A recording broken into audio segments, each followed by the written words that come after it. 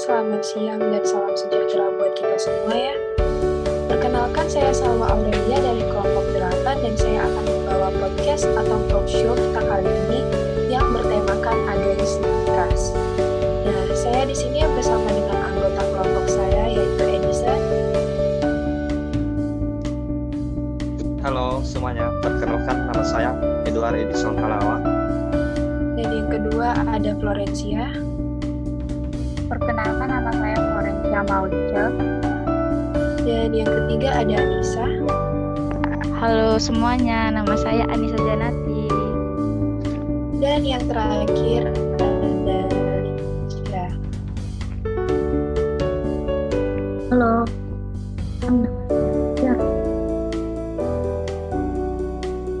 Nah, jadi baru-baru ini terdapat dugaan kasus bullying atau perundungan terhadap seorang siswa yang baru saja memasuki kelas 7 dan berinisial G yang berumur 13 tahun di SMP Banyuwangi. Apa tanggapan kalian mengenai kasus ini? Nah, sebelumnya, mari kita bahas dulu tentang agresivitas. Bullying itu adalah termasuk dalam salah satu subkategori agresivitas ya. Dan agresivitas itu sebenarnya adalah sifat agresif yang melakukan kekerasan atau yang bersifat menyerang.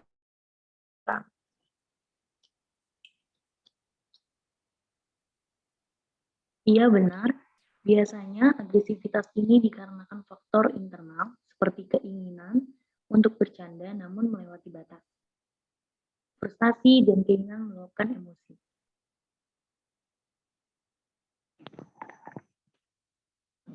Namun agresi dan agresif itu memiliki perbedaan makna karena agresi adalah perilakunya, sedangkan agresif adalah sifatnya.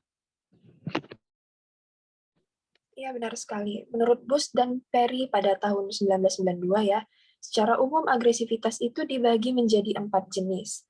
Nah, yang pertama adalah agresi fisik, yaitu agresi yang dilakukan untuk melukai orang lain secara fisik. Contohnya seperti memukul, menendang, atau membakar. Dan yang kedua ada agresi verbal, agresi yang dilakukan melukai orang lain secara verbal seperti mengumpat, mengejek, dan membentak. Yang ketiga yaitu kemarahan yang hanya berupa perasaan, dan yang keempat kebencian atau sikap negatif terhadap orang lain seperti mudah curiga, dan lain sebagainya. Dan ada juga cara-cara untuk mengatasi agresivitas. Apa teman-teman ada yang ingin menambahkan?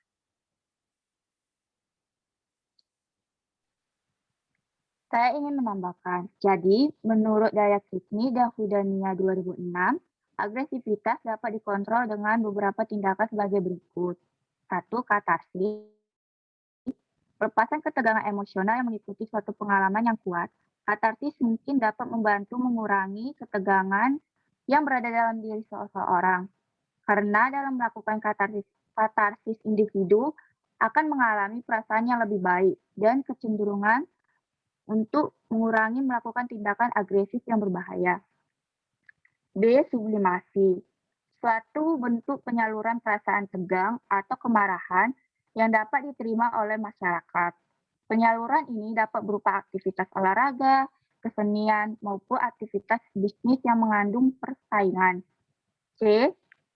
Individu melakukan penekanan terhadap rasa marah yang dialami.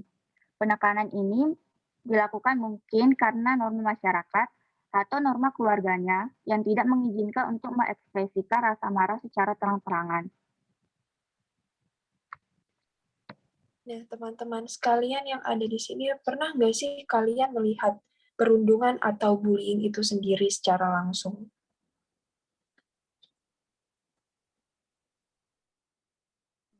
Aku boleh kasih pendapat ya. Kalau misalnya di tempat aku, itu ada kasus bullying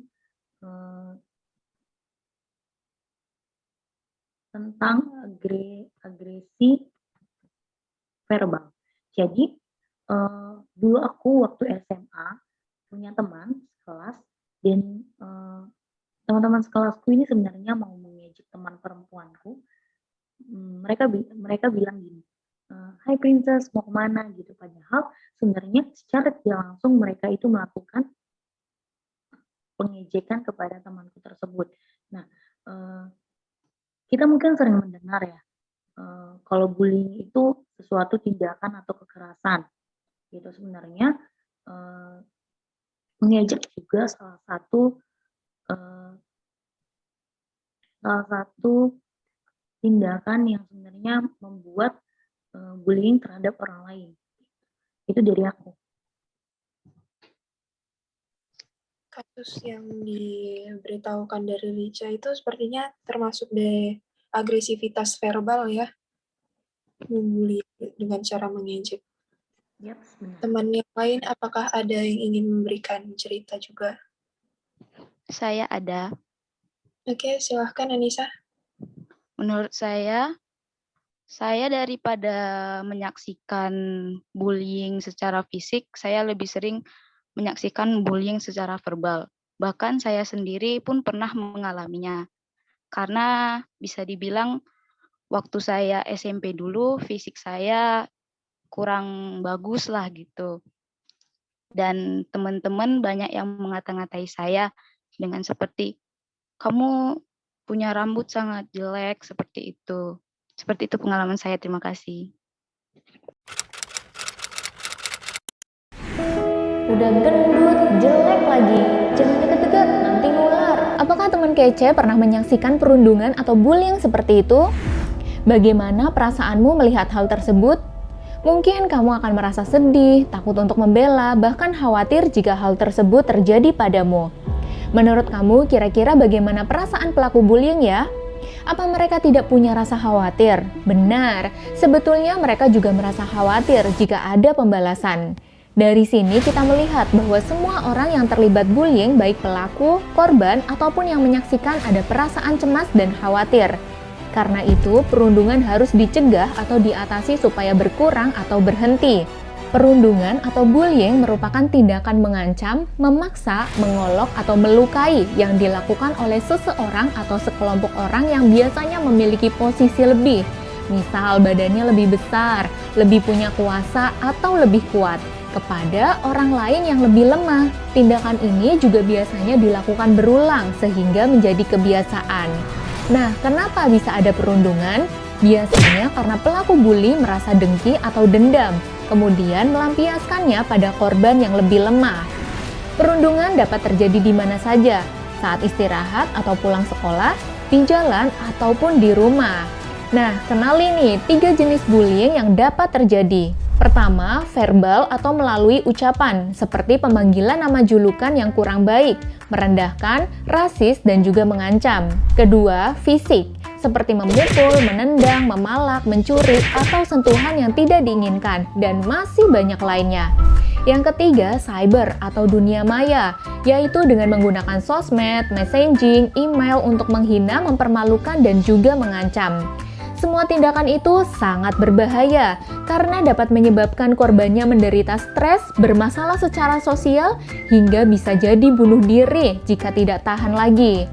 Anak yang dibully setelah dewasa mungkin akan tumbuh menjadi pelaku bully juga. Sehingga masalah sosial dan penderitaan akibat perundungan ini makin menyebar dan bertambah banyak di masyarakat. Lalu, apa yang harus kita lakukan untuk mengatasi perundungan?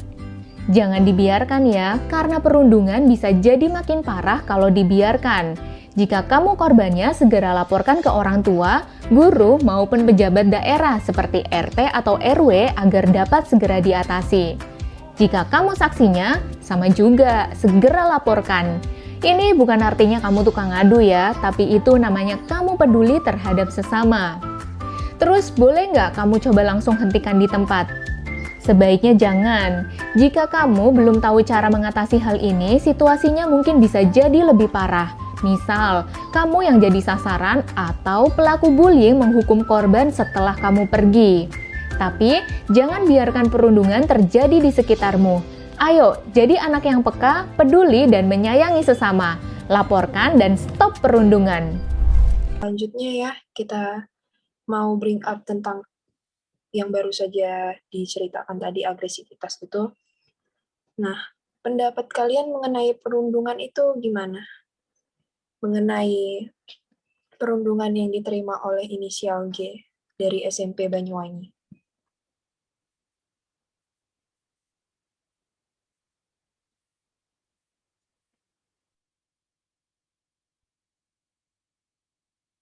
Jadi, kasus ini bermula setelah inisial G kembali bersekolah setelah 6 bulan menjalani pemulihan akibat kecelakaan yang dialaminya ya.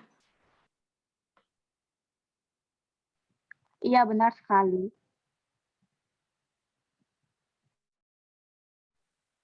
Dari yang saya ketahui, setelah membaca beritanya dan memahami kasusnya, sekolah mereka telah menerapkan tahap tatap muka. Dan perundungan ini terjadi saat jam pembelajaran terakhir. Kalau tidak salah saya, itu perundungan itu terjadi pada tanggal 20 November ya. Iya, benar. Tepatnya peristiwa itu terjadi pada tanggal 20 November 2021.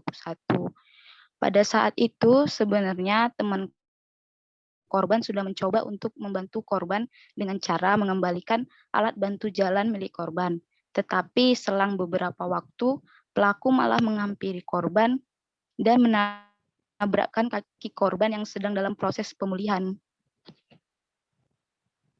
Penyebab pelaku melakukan hal itu, melakukan pembulian itu kepada temannya sendiri itu apa ya? Penyebab seseorang atau sekelompok orang yang melakukan bullying kepada orang lain itu biasanya dikarenakan beberapa hal, yaitu 1. Kemungkinan pelaku memiliki masalah mental, 2. Merasa kurang diperhatikan orang sekitarnya, 3. Kemungkinan meniru orang tuanya atau lingkungan sekitarnya, 4. Kemungkinan pelaku yang melakukan bully kepada seseorang nyatanya dulu ia adalah korban pembulian, 5.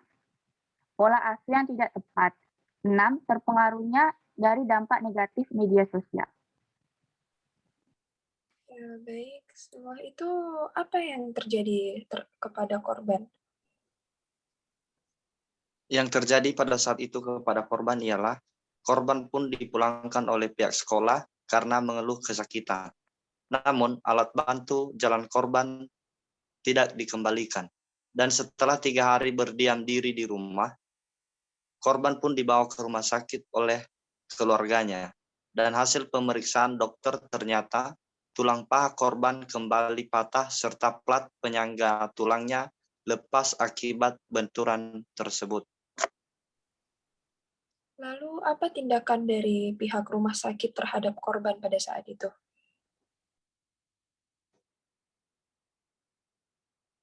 Pihak korban harus menunggu selama 2 minggu sebelum menjalani operasi karena alat yang dibutuhkan tidak ada.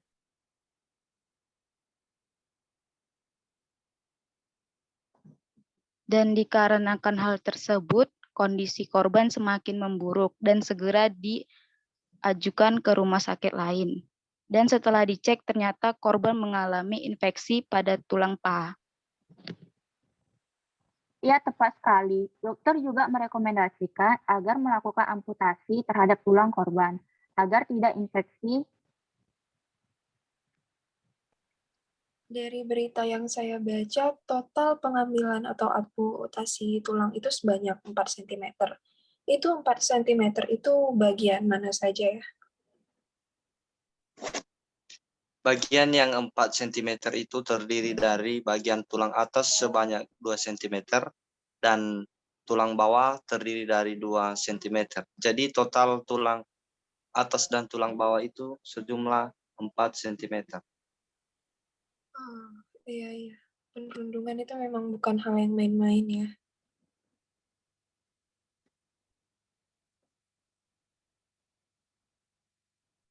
Pihak keluarga korban pasti menuntut soal perundungan ini kan? Mana mungkin orang tua korban hanya diam saja setelah anaknya mengalami hal ini. Tapi dari berita yang saya baca, bahwa korban dan pelaku menyelesaikannya secara kekeluargaan dan mereka akan mengadakan mediasi bersama dengan kepala sekolah. Oh, baiklah kalau begitu. Menurut teman-teman sekalian, apa cara mengatasi bullying ya. Bagaimana cara mengatasi bullying agar tidak terjadi lagi? Baik, saya akan coba menjawab. Cara mengatasi bullying yaitu dengan cara kita melakukan sosialisasi pemahaman tentang bullying dan memberikan dukungan kepada korban untuk berbicara jika menjadi korban perundungan. Membangunkan diskusi dan ceramah terhadap pelaku ataupun hukuman bila perlu. Dan yang paling penting ialah menanamkan rasa kasih serta percaya diri.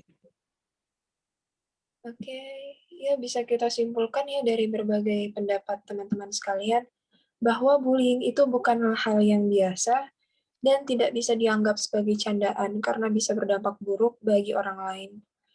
Saya harap kakak-kakak dan orang tua sekalian yang mempunyai adik, anak bisa memberikan pemahaman mengenai perundungan. Dan pertama-tama saya ingin mengucapkan terima kasih kepada anggota kelompok saya yang telah berpartisipasi dan memberikan opini atau pendapat yang sangat menarik. Dan talk show dari kelompok kami, semoga kasus ini bisa dijadikan contoh untuk tidak terulangnya lagi kembali kasus bullying dimanapun itu. Sekian dari saya, semoga bermanfaat bagi para pendengar. Saya sebagai host di talk show kali ini, izin undur diri. Terima kasih atas waktu dan perhatiannya. Selamat siang.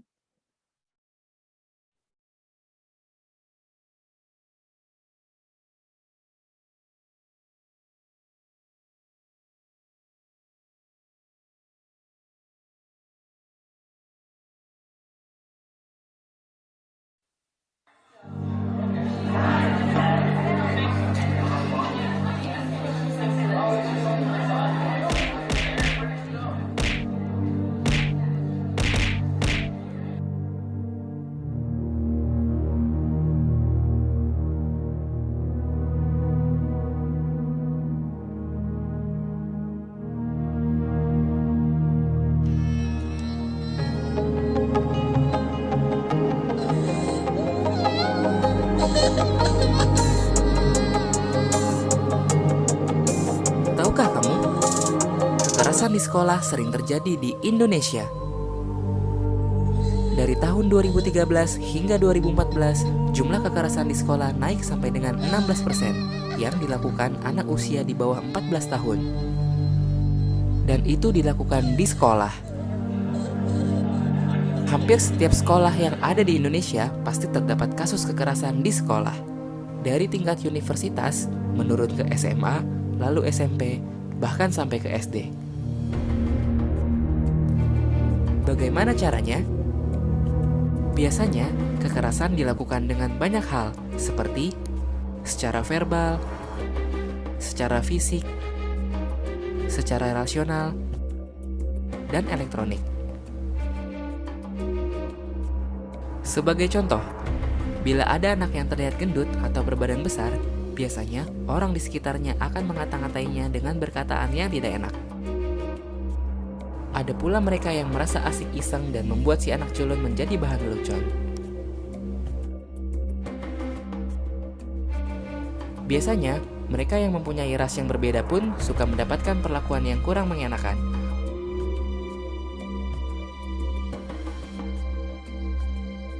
Zaman pun berubah.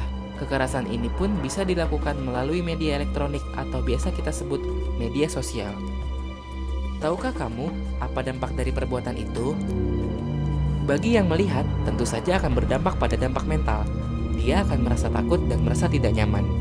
Bagi pelaku, biasanya akan mendapat sanksi bertahap dari orang tua, pihak yang berwajib, atau di persidangan, dan bisa sampai akhirnya di penjara. Sebagai korban, akan berdampak seperti sering absen dan bolos sekolah, mudah emosi atau labil, sering terlihat ada luka dan memar, atau yang lebih parah, bunuh diri. Apakah kamu siap menerima semua perlakuan itu? Karena jalan kalian masih panjang untuk sebuah kebaikan. Stop kekerasan di sekolah.